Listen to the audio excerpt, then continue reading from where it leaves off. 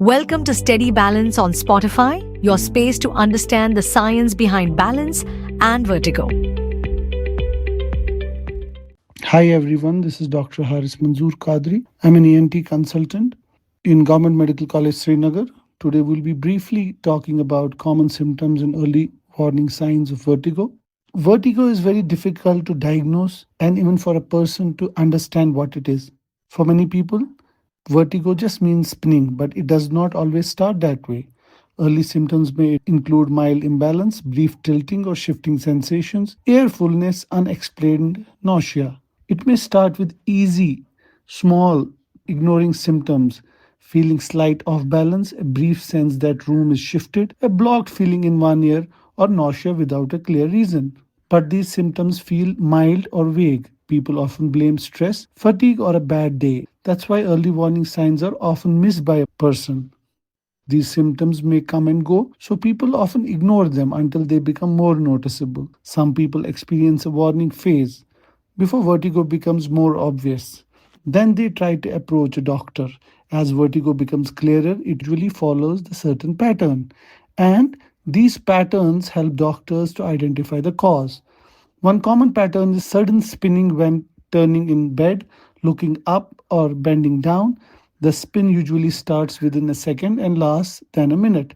This is typically of a condition called a BPPV, benign paroxysmal positional vertigo. It is one of the commonest causes of vertigo.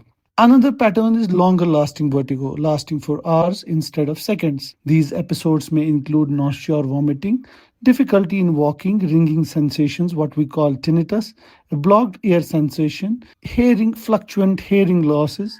This pattern may suggest called Meniere's disease. If vertigo starts of infection or a viral illness like cold or a flu and lasts for hours or days, doctor may suspect because of the inflammation of the balance nerve, what we call a condition called vestibular neuronitis. Not all important symptoms feel like spinning.